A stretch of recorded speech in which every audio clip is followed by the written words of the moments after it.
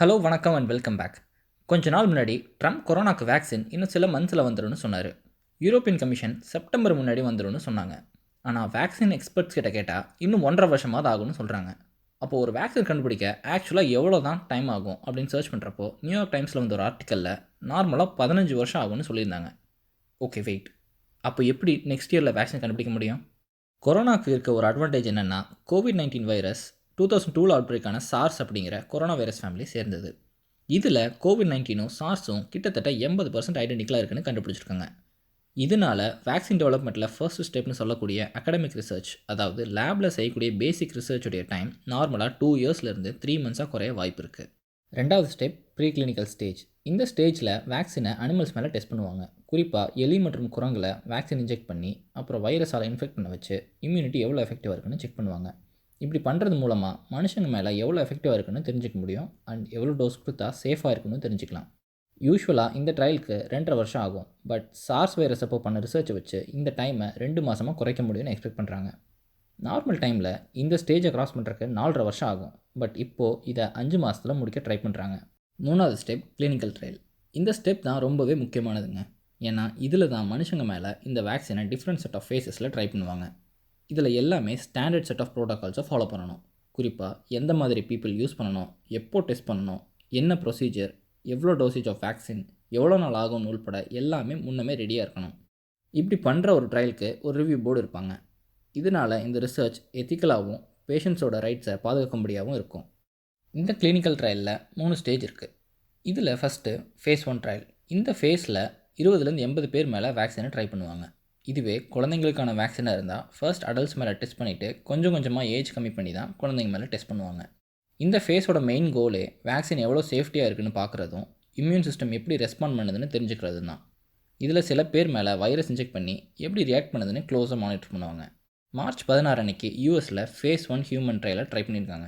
யூஸ்வலாக இந்த ஃபேஸ்க்கு 6 மந்த்ஸ் ஆகும். இந்த ஃபேஸ் சாட்டிஸ்ஃபைங்காக இருக்கும் பட்சத்தில் ஃபேஸ் 2க்கு மூவ் ஆவாங்க. இந்த ஃபேஸில் 100லேருந்து 300 பேர் மேலே வேக்சின் டெஸ்ட் பண்ணுவாங்க. இதில் முக்கால்வாசி பேர் வைரஸ்னால் ஈஸியாக அஃபெக்ட் ஆகக்கூடிய இடத்துல இருக்கவங்கள சூஸ் பண்ணுவாங்க. இப்போது கொரோனா டெஸ்ட் அப்போ ஏஜ் அதிகமானவங்கள சூஸ் பண்ணுறதுக்கு அதிக வாய்ப்பு இருக்குது. இந்த ஃபேஸோட மெயின் கோலே வேக்சினோட சேஃப்டி செக் பண்ணுறதும் இம்யூனிட்டி செக் பண்ணுறதும் எவ்வளோ டோஸ் கொடுக்கலாம்னு பார்க்குறதும் எந்த சூழ்நிலையில் இந்த வேக்சினை கொடுத்தா பெட்டராக இருக்குன்னு செக் பண்ணுறது தான். யூஸ்வலாக இந்த ஃபேஸ்க்கு 1.5 வருஷம் வரைக்கும் ஆகும். அடுத்து ஃபேஸ் 3 ட்ரையல். இந்த ஃபேஸில் 1000லேருந்து 10,000 பேர் மேலே இந்த வேக்சினை டெஸ்ட் பண்ணுவாங்க. இதில் பேஷண்ட்ஸை ரேண்டமாக 2 கேட்டகரியாக பிரிச்சுருவாங்க. ஒரு குரூப்பில் இருக்கிறவங்களுக்கு ஆல்ரெடி பண்ணிகிட்டு இருக்கிற ட்ரீட்மெண்ட்டும் இன்னொரு குரூப்பில் இருக்கிறவங்களுக்கு புதுசாக கண்டுபிடிச்ச வேக்சினையும் கொடுத்து டெஸ்ட் பண்ணுவாங்க. இப்படி பண்ணுறப்போ எந்த குரூப் நல்லா ரெஸ்பாண்ட் பண்ணுறாங்கன்னு ரொம்ப அக்யூரேட்டாக மானிட்டர் பண்ண முடியும். இந்த ஃபேஸோட மெயின் கோலே வேக்சின் சேஃப்டி, சைடு எஃபெக்ட்ஸை செக் பண்ணுறதும் வேக்சின் சக்ஸஸ் ரேட்டை செக் பண்ணுறது தான்.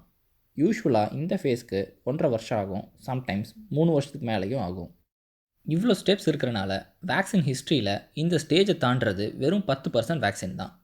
ஃபெயிலியர்ஸ்க்கு ரீசன்னு பார்த்தா எஃபெக்டிவாக இல்லாமல் இருந்திருக்கலாம், இருக்கிற ட்ரக்ஸை விட பெட்டராக பெர்ஃபார்ம் பண்ணாமல் இருந்திருக்கலாம், டூ மெனி சைடு எஃபெக்ட்ஸாக கூட இருந்திருக்கலாம். யூஸ்வலாக இந்த கிளினிக்கல் ட்ரையல்ஸில் உள்ள 3 ஃபேஸ்க்கும் சேர்த்து 3.5 வருஷம் ஆகும். பட் இப்போது என்னென்னா, ஒவ்வொரு ஃபேஸை முடிக்கிறதுக்கு முன்னாடியே அடுத்த ஃபேஸை பேரலாக ஆரம்பித்தா 7 மாதத்துலேயே கம்ப்ளீட் பண்ணலான்னு எக்ஸ்பெக்ட் பண்ணுறாங்க. இவ்வளோ ஃபாஸ்ட்டாக கண்டுபிடிக்கிறதுல இருக்கிற ஒரு பிரச்சனை என்னென்னா, அந்த வேக்சின் எஃபெக்டிவாக இல்லாமல் சைடு எஃபெக்ட்ஸோட மார்க்கெட்டில் லான்ச் ஆனால் ரொம்பவே பெரிய பிரச்சனை. நார்மல் டைமில் இந்த ஸ்டேஜை கிராஸ் பண்ணுறதுக்கு 8 வருஷம் வரைக்கும் ஆகும். பட் இப்போது இதை 1 இயரில் முடிக்க ட்ரை பண்ணுறாங்க. என்ன தான் நம்ம சீக்கிரமே சக்ஸஸ்ஃபுல் வேக்சின் கண்டுபிடிச்சாலும் அதை கோடி பேருக்கு போய் சேர்க்கறதுக்கு ஒரு நல்ல இன்ஃப்ராஸ்ட்ரக்சர் உள்ள ஃபேக்ட்ரியும் அதை மேனுஃபேக்சர் பண்ணக்கூடிய மிஷினரிஸும் தேவை. பொதுவாக இது மாதிரி ஃபேக்ட்ரிஸ் பில்ட் பண்ண 5 வருஷமும் மாஸ் ப்ரொடக்ஷன் பண்ணுறதுக்கு 2 வருஷமும் ஆகும். ஆனால் பில்கேட்ஸோட ஃபவுண்டேஷன் கிளினிக்கல் ட்ரையல்ஸில் உள்ள 7 வேக்சினுக்கு உண்டான ஃபேக்ட்ரிஸ் இப்போவே நாங்கள் கட்ட போகிறோம். அப்போது ஃபேஸ் 3 முடிஞ்சு சக்ஸஸ் ஆகிற வேக்சினை ப்ரொடியூஸ் பண்ணுறதுக்கு யூஸ் ஆகும்னு சொல்லியிருக்காங்க. ஃபேஸ் 3 கிளினிக்கல் ட்ரையல் முடிகிறக்குள்ளே இந்த ஃபேக்ட்ரிஸ் ரெடியாக இருக்கும். ஸோ இதுக்காக எந்த டைமும் வேஸ்ட் ஆகாது. இதில் என்னென்னா, எந்த வேக்சினுமே ஃபேஸ் 1 கூட இன்னும் கிராஸ் பண்ணல. கடைசியாக அப்ரூவல் ப்ராசஸ். நார்மலாக 1 இயர் ஆகிற இந்த ப்ராசஸை 6 மந்த்ஸ் வரைக்கும் கம்மி பண்ண முடியும்னு எதிர்பார்க்குறாங்க. சீக்கிரம் அப்ரூவல் பண்ணுறதுல என்ன பிரச்சனைனா, 1950ல் போலியோ வேக்சினை ஃபியூ ஹவர்ஸில் அப்ரூவ் பண்ணாங்க. பட் என்னாச்சுன்னா, அந்த வேக்சின் ஒழுங்காக வேலை செய்யாமல் நிறைய குழந்தைங்க இறந்துட்டாங்க. ஸோ அவ்வளோ சீக்கிரமாக எந்த வேக்சினுக்கும் க்ரீன் லைட் கொடுக்க மாட்டாங்க. வேக்சின் கண்டுபிடிக்கிறதுல யூஎஸ், சைனாவை விட இந்தியா கண்டுபிடிக்கிறது எவ்வளோ முக்கியம் அப்படிங்கிறத ஒரு சின்ன ஹிஸ்ட்ரியை பார்க்கலாம். வேறு கண்ட்ரி வேக்சின் கண்டுபிடிச்சா ஃபஸ்ட்டு அவங்க கண்ட்ரி சிட்டிசன்ஸ்க்கு யூஸ் பண்ணதுக்கப்புறம் தான் மற்ற கண்ட்ரிக்கு கொடுக்க ஆரம்பிப்பாங்க. இப்போ இருக்கிற சுச்சுவேஷனில் யார் கண்டுபிடிக்கிறாங்கங்கிறத விட எவ்வளோ சீக்கிரம் கண்டுபிடிக்கிறாங்க அப்படிங்கிறது தான் முக்கியம். இப்போ மட்டுமே வேர்ல்டு ஃபுல்லாக 112 வேக்சின்ஸ் ரிசர்ச் பண்ணிட்டு இருக்காங்க. கூடிய விரைவில் சக்ஸஸ்ஃபுல் வேக்சின் வரும்னு எதிர்பார்த்து வெயிட் பண்ணலாம். இந்த வீடியோ இன்ட்ரெஸ்டிங்காகவும் இன்ஃபர்மேட்டிவாகவும் இருந்திருக்கும்னு நம்புகிறேன். இந்த மாதிரி நீங்கள் தெரிஞ்சுக்க விரும்புகிற வேறு ஏதாவது விஷயம் இருந்தாலும் கமெண்ட் பண்ணுங்கள். இந்த வீடியோ பிடிச்சிருந்தா லைக் பண்ணுங்கள், உங்கள் ஃப்ரெண்ட்ஸோட ஷேர் பண்ணுங்கள், சேனலுக்கு சப்ஸ்கிரைப் பண்ணுங்கள். மற்றும் இன்னொரு வீடியோவில் உங்களை சந்திக்கிறேன்.